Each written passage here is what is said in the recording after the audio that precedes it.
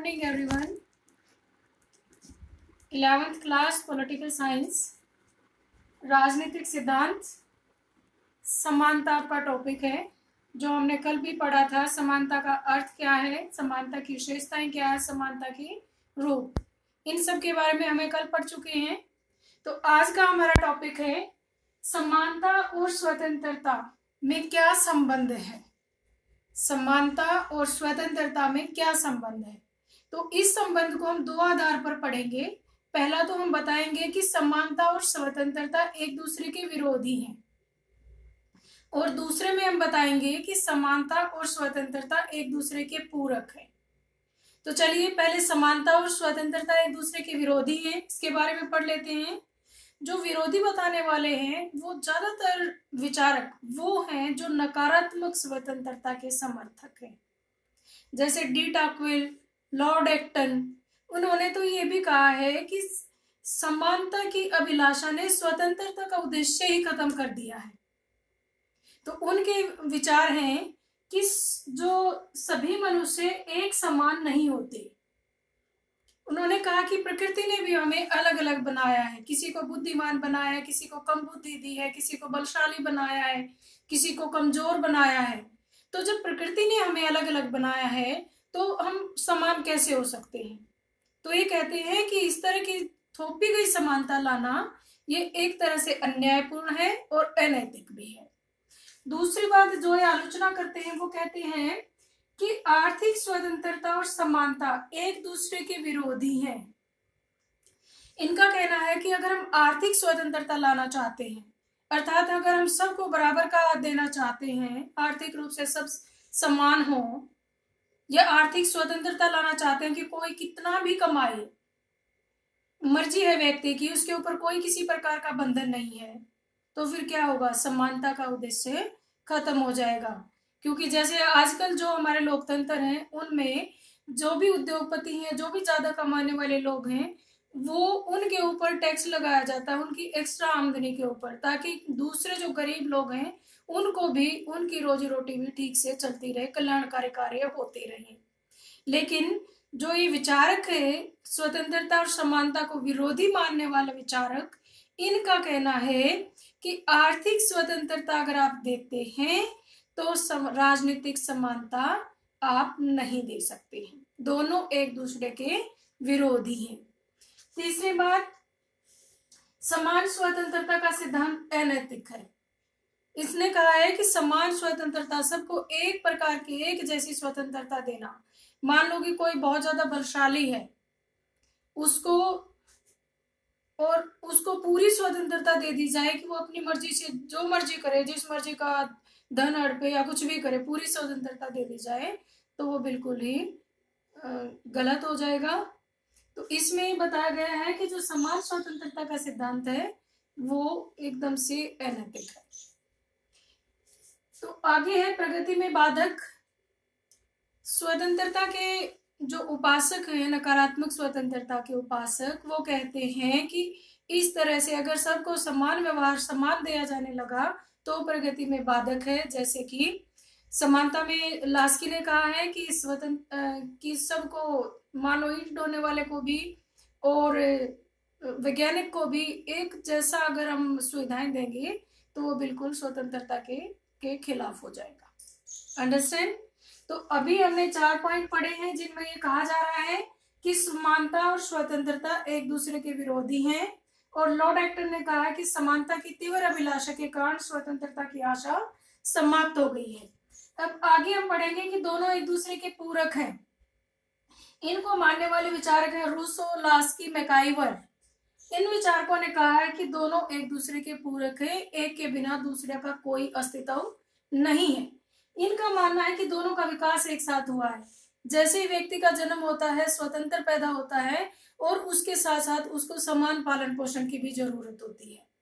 दूसरी बात इन्होंने कहा है कि दोनों के रूप समान है, जैसे कि सामाजिक समानता, और जैसे स्वतंत्रता के भी वही रूप है, नागरिक स्वतंत्रता है, सामाजिक स्वतंत्रता है, आर्थिक स्वतंत्रता है, वैसे ही रूप समानता के भी है, नागरिक समानता, कानूनी समानता, आर्थिक समानता। तो दोनों के रूप बराबर हैं, दोनों ही एक दूसरे के पूरक भी हैं। फिर आता है दोनों के उद्देश्य समान है। स्वतंत्रता और समानता दोनों का समान उद्देश्य है। दोनों का उद्देश्य है व्यक्ति का विकास करना, व्यक्ति को अवसर प्रदान करना, दोनों का उद्देश्य है। तो दोनों एक उद्देश्य है, दोनों एक दूसरे के पूरक है। फिर आता है दोनों प्रजातंत्र के आधार हैं। आपने देखा होगा कि फ्रांस की क्रांति में भी और भी जहां भी लोकतंत्र की स्थापना हुई है वहां पर स्वतंत्रता और समानता दोनों को रखा गया है, दोनों की मांग की गई है। दोनों हमारे संविधान में भी मौलिक अधिकारों में स्वतंत्रता और समानता दो मौलिक अधिकारों के रूप में रखे गए हैं, दोनों एक दूसरे के पूरक है। फिर आता है बात आर्थिक समानता के बिना राजनीतिक स्वतंत्रता कोरी कल्पना है। जो दोनों को एक दूसरे का पूरक मानते हैं उनका कहना है कि जब तक हम आर्थिक रूप से सही नहीं होंगे, सक्षम नहीं होंगे, तब तक राजनीतिक स्वतंत्रता सफल नहीं हो सकती। ये एक तरह से कोरी कल्पना ही रह जाएगी।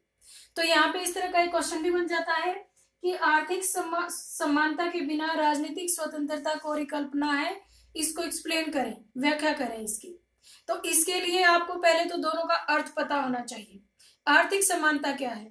आर्थिक समानता से अभिप्राय है सबको बराबर का मकान, बराबर की जायदाद देना नहीं है, बराबर की सुविधाएं देना नहीं है।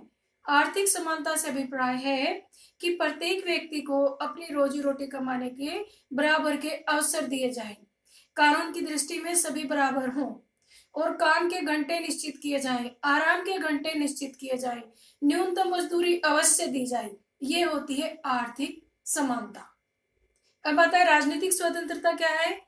राजनीतिक स्वतंत्रता से अभिप्राय है कि देश में रहने वाले प्रत्येक नागरिक को मतदान करने का, चुनाव लड़ने का, सरकार की आलोचना करने का, नीति निर्माण में भाग लेने की पूरी स्वतंत्रता होनी चाहिए।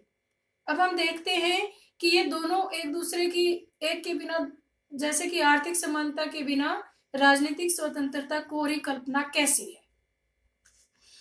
मान लीजिए कि चुनाव के दिन है और मतदान करना है, तो क्या होगा? जो गरीब व्यक्ति है अगर उसको ये ऑफर दे दिया जाए कि आपको मैं 4 बोरी गेहूं की दूंगा, या जो आपके बच्चों का पालन पोषण लेने की गारंटी कोई उम्मीदवार ले कि आप मुझे वोट दे दो, तो वो गरीब आदमी बिना सोचे समझे उसको वोट दे देगा। वो बिल्कुल एक बार भी नहीं सोचेगा कि ये व्यक्ति अच्छा है या समाज के लिए बुरा है, क्योंकि उसकी प्रायोरिटी क्या है? उसकी प्राथमिकता है सबसे पहले अपनी बुनियादी जरूरतों को पूरा करना।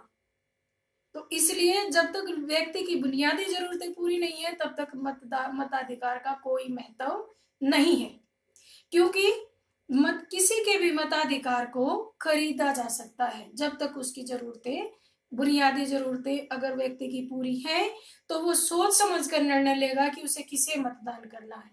अगर उसकी बुनियादी जरूरतें पूरी नहीं है तो राजनीतिक स्वतंत्रता का भी कोई मतलब नहीं है, क्योंकि राजनीतिक स्वतंत्रता का वो न तो खा सकता है न पी सकता है। खाने पीने के लिए तो उसे खाना ही चाहिए। तो सबसे बुनियादी जरूरत क्या है व्यक्ति की? आर्थिक समानता। उसके बाद राजनीतिक स्वतंत्रता। आगे इसमें आता है कि जैसे अब किसी निर्धन व्यक्ति के लिए वोट का कोई महत्व नहीं होता, और आज के दिन आपने देखा भी होगा कि चुनाव लड़ना भी इतना आसान काम नहीं है। निर्धन व्यक्ति के पास चुनाव लड़ने की न तो उतनी सोच होती है, न तो वो उतना उस लेवल तक जाके सोच पाता है, क्योंकि वो बेचारा अपने रोजी रोटी के चक्कर में ही पड़ा रहता है, और ना उसके पास उतना धन होता है कि वो इधर उधर जा करके अपने बातों का प्रचार करे या राजनीति में कदम रखे। ये बिल्कुल एक कड़वी सच्चाई है। तो इस तरह से हम कह सकते हैं कि आर्थिक समानता के बिना राजनीतिक स्वतंत्रता देना कोरी कल्पना है। तो पहले सरकारों को चाहिए कि पहले व्यक्ति की अपनी बुनियादी जरूरतें पूरी करे, उसे रोजगार दिलाए, उसके काम के घंटे निश्चित करे, ताकि उसे कुछ फुर्सत के क्षण भी मिले जिससे कि वो अपनी राजनीतिक स्वतंत्रता का इस्तेमाल करने के बारे में सोचे। अंडरस्टैंड? तो आज हमने पढ़ा है स्वतंत्रता और समानता दोनों एक दूसरे के पूरक हैं। इसमें हमने 4 पॉइंट पढ़े हैं। दोनों एक दूसरे के विरोधी हैं वो पढ़ा पहले, फिर दोनों एक दूसरे के पूरक हैं वो भी पढ़ा है, और फिर सेकंड क्वेश्चन हमने किया है कि आर्थिक समानता के बिना राजनीतिक स्वतंत्रता कोरी कल्पना है। इसको हमने सिद्ध किया है। अब आगे हम देखते हैं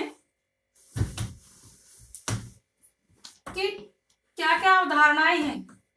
समानता को बढ़ावा देने के लिए अलग अलग विचारधाराओं में क्या क्या बताया गया है। जैसे मार्क्सवाद, मार्क्सवाद एक अवधारणा है, एक विचारधारा है।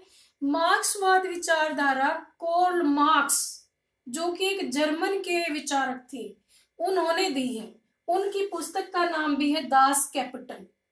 उन्होंने, वो कहते हैं कि जो सारी असमानता की जो जड़ है ना, वो है निजी हाथों में संसाधनों का सौंपना। जो उद्योगपति हैं, जो सारे संसाधनों के ऊपर कब्जा करके बैठे हैं और जो गरीब मजदूरों को कुछ नहीं देते हैं, उनकी रोजी रोटी भी मुश्किल से चलती है, सारी आमदनी का वो खुद ही अड़प जाते हैं, वो लोग हैं असमानता का कारण। तो कार्ल मार्क्स का कहना है कि निजी हाथों से संपत्ति को, उद्योगों को निकालो और उसे समाज को दो, तब जाकर के समानता बनेगी। अगर ऐसा नहीं हुआ तो एक दिन क्रांति हो जाएगी। मजदूर लोग, क्योंकि जनसंख्या में ज्यादा हैं, वो लोग दुखी होकर के क्रांति कर देंगे। और मार्क्स का ये कहना है कि उस क्रांति में मजदूरों की जीत निश्चित है। और इस तरह से कार्ल मार्क्स का ये भी कहना है कि जो उद्योगपति हैं, वो सारी पूंजी पे कब्जा जमाए बैठे, सारे उद्योगों पे कब्जा जमाए बैठे हैं, और उसके साथ साथ वो राजनीति में भी हस्तक्षेप करते हैं, क्योंकि राजनीति भी उनके इशारे पे ही चलती है। तो कह रहे हैं कि राज्य का काम, मार्क्सवादी ये कह रहे हैं कि जो पूंजीपति समाज है, जो पूंजीवाद है, उसमें राज्य का काम उन उद्योगपतियों का संरक्षण करना ही है। गरीब लोगों के लिए राज्य कुछ नहीं करता। तो मार्क्स का कहना है कि राज्य ही नहीं होना चाहिए। जब क्रांति होगी, मजदूर लोग जीतेंगे और उद्योगपतियों का विनाश होगा, और उसके साथ साथ राज्य और सरकार जैसी भी कोई संस्था नहीं बचेगी। तब सही मायने में स्वतंत्रता, समानता स्थापित होगी, और सरकार के जो भी, जितने भी समाज के जितने भी संसाधन, उनके ऊपर सबका अधिकार होगा। सब बराबर रूप से कमाएंगे और बराबर रूप से अपना सुविधाओं को इस्तेमाल करेंगे। तो ये है मार्क्स के विचार। वैसे तो मार्क्सवाद के बारे में 2-3 घंटे का लेक्चर बनता है, लेकिन आपके लिए इतना काफी है कि मार्क्स क्या कहता है। वो कहता है कि जो सारे जो बुनियादी कारण है असमानता होगा, वो आर्थिक संसाधनों पर पूंजीपतियों का स्वामित्व होना, निजी स्वामित्व होना है। बाद में कहता है कि समानता लाने के लिए क्या करना पड़ेगा, जनता का नियंत्रण होना चाहिए। समानता स्थापित करने के लिए जो संसाधन है, उनके ऊपर जनता का नियंत्रण हो, ना कि पूंजीपतियों का। फिर ये कहता है कि ये तब संभव हो सकेगा जब पूंजीवाद का विनाश होगा और राज्य विहीन और सरकार विहीन समाज की स्थापना होगी। तो ये तो थे कार्ल मार्क्स के विचार, जिसे मार्क्सवाद भी कहते हैं। जर्मन का था ये विचारक, और दास कैपिटल इन्होंने पुस्तक लिखी है। अब आ गया था उदारवाद।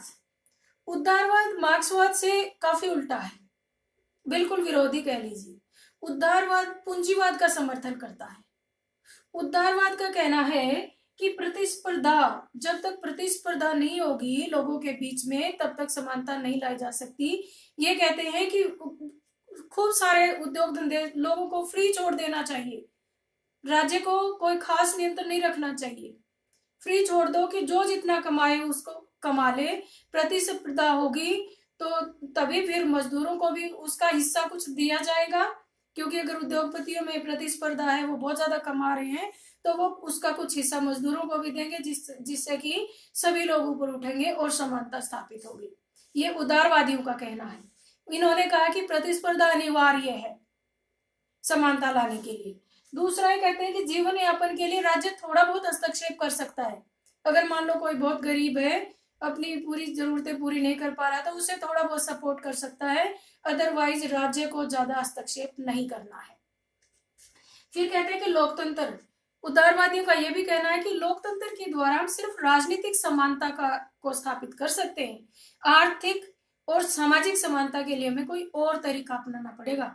लोकतंत्र अकेला आर्थिक और सामाजिक समानता स्थापित नहीं कर सकता। ये विचार है समानता के बारे में उदारवाद के। अब आता है समाजवाद। समाजवाद पूंजीवाद के पूरी तरह खिलाफ नहीं है, लेकिन पूरी तरह पूंजीवाद का समर्थन भी नहीं करते हैं।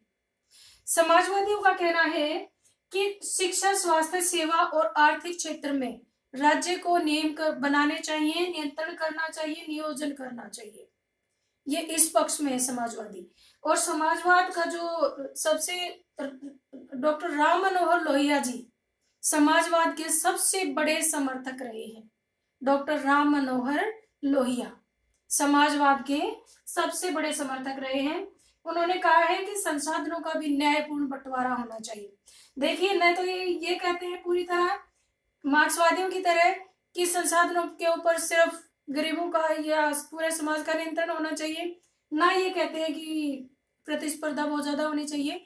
इनका तो सिर्फ बीच का रास्ता इन्होंने अपनाया। ये कह रहे हैं कि समाज जो संसाधन है उनका न्यायपूर्ण बंटवारा होना चाहिए, न किसी के पास बहुत ज्यादा जाए न किसी के पास बहुत कम रहे। तो इस तरह से ये हमने 3 विचार पढ़े जो समानता स्थापित करने के लिए अलग अलग विचारधाराओं से हमने लिए हैं। अब आगे पढ़ते हैं समानता को बढ़ावा कैसे दे सकते हैं, कैसे हम समानता स्थापित कर सकते हैं। आपने देखा होगा कि इतने सारा विचार समानता के लिए हम पढ़ते आ रहे हैं पूरे 2-3 दिन से, और समानता के बारे में हर जगह बात की जाती है। लोकतंत्र में भी समानता का नारा दिया गया और बहुत पुराने समय से समानता की मांग करी जाती रही है। लेकिन फिर भी मैंने आपको आंकड़े बताए कि बहुत सारे ऐसी जातियां, ऐसे धर्म हैं, ऐसे लिंग के आधार पर बहुत ज्यादा असमानता मौजूद है। तो उस असमानता को कैसे दूर करें, समानता को बढ़ावा कैसे दें, उसके लिए 3-4 पॉइंट है यहाँ पर। पहला है औपचारिक समानता की स्थापना, कि विशेष अधिकार असमानता पैदा करते हैं। सबसे पहले जो असमानता पैदा करने वाले रीति रिवाज और कुछ कानून, उनको संरक्षण देते हैं। जैसे कि अब आप अपने समाज में देख लीजिए, पितृसत्तात्मक समाज है। महिलाओं को अब तो काफी चेंज हो गया, लेकिन अभी भी कुछ जो गरीब तबके हैं वहां पर महिलाओं को ज्यादा आगे बढ़ने की आजादी नहीं दी जाती है। घर के कामकाज का ये माना जाता है कि महिलाएं करेंगी, चाहे वो बाहर से जितना मर्जी थक के आई हो। तो इस तरह की जो असमानता है उसको कम करना है, इस तरह की असमानता को दूर करना है, लोगों के दिमाग से निकालना है, क्योंकि ये लोगों के दिमाग में पैठ बैठा चुकी है ये बातें, और स्वीकार भी कर रहे हैं, महिलाएं भी स्वीकार कर रही हैं, जेंट्स भी स्वीकार कर रहे हैं इस बात को कि ये जो भिन्नता ये बनी रहनी चाहिए, लेकिन ऐसा नहीं होना चाहिए। तो इस तरह से औपचारिक समानता की स्थापना करना हमारा पहला उद्देश्य है। जैसे कि पहले माना जाता था कि जो गरीब तबका है वही दिहाड़ी मजदूरी के काम करेगा, वो ऊपर के पदों पर नहीं पहुंच पाएगा। तो इस तरह के ख्याल, इस तरह के रीति रिवाजों को पूरी तरह से खत्म करके हम औपचारिक समानता की स्थापना कर सकते हैं। दूसरा, विभेदक बर्ताव द्वारा समानता। विभेदक बर्ताव का मतलब है कि थोड़ा बहुत उनको अलग से कुछ दे करके, जैसे मान लो कि किसी भी सरकारी संस्थान में या स्कूल में जो बच्चे चल फिर नहीं सकते उनके लिए अलग से स्लोप बना दिए जाते हैं ताकि वो अपनी रिक्शा को जैसे भी है वो आराम से ला सके। या फिर कंपनियों में आपने देखा होगा जो रात को कॉल सेंटर्स वगैरह में महिलाएं काम करती हैं, उनके लिए कुछ सुरक्षा की व्यवस्थाएं कर दी जाती हैं। या फिर आपने देखा होगा कि महिलाओं को प्रसूति अवकाश दिया जाता है, महिलाओं को अपने बच्चों को की केयर करने के लिए भी अलग से सुविधाएं दी जाती हैं, उनको ट्रीटमेंट की, स्वास्थ्य के बारे में भी गर्भवती महिला को अलग से मुफ्त में सुविधा दी जानी चाहिए। तो इस तरह से विभेदक बर्ताव के द्वारा समानता स्थापित की जा सकती है। अर्थात जो लोग उन सुविधाओं तक नहीं पहुंच पा रहे हैं, अवसर को नहीं प्राप्त कर पा रहे हैं, उनको कम से कम वो अवसर देने तक उनको विशेष सुविधाएं दे करके हम विभेदक बर्ताव के द्वारा समानता स्थापित कर सकते हैं। नेक्स्ट है सकारात्मक कार्रवाई के द्वारा। सकारात्मक कार्रवाई का भी यही अभिप्राय है कि जैसे कुछ लोग बहुत ही दबे कुचले हैं, उनको आगे बढ़ने का पहले मौका नहीं मिला। अगर हम देखें कि जो बहुत सारी आदिवासी जातियां या जनजाति अनुसूचित जाति में भी काफी सारे तबके ऐसे हैं जिनमें कि जो कि बहुत ही पढ़े लिखे नहीं है, जिनकी फर्स्ट पीढ़ी पढ़ रही है, तो उनको ऊपर उठाने के लिए अलग से आरक्षण की व्यवस्था की गई है, उनको अलग से आर्थिक सहायता भी दी जाती है। मजदूरों को भी जैसे कि मनरेगा जैसी स्कीमें भारत में चलाई गई हैं। तो इस तरह से उनको ऊपर उठाने के लिए सकारात्मक कार्रवाई द्वारा भी समानता स्थापित की जा सकती है। तो ये हमारा समानता वाला चैप्टर यहाँ पे कंप्लीट होता है। इसमें आपको ये सारी विचारधाराएं बतानी है कि कैसे कैसे लोग कह रहे हैं कि समानता को हमने बढ़ावा देना है, मार्क्स क्या कह रहा है, उदारवादी क्या कह रहे हैं, समाजवादी क्या कह रहे हैं, और फिर हम इसको कैसे बढ़ावा दे सकते हैं औपचारिक समानता की स्थापना के द्वारा। विभेदक बर्ताव के द्वारा और सकारात्मक कार्रवाई के द्वारा। Thank you.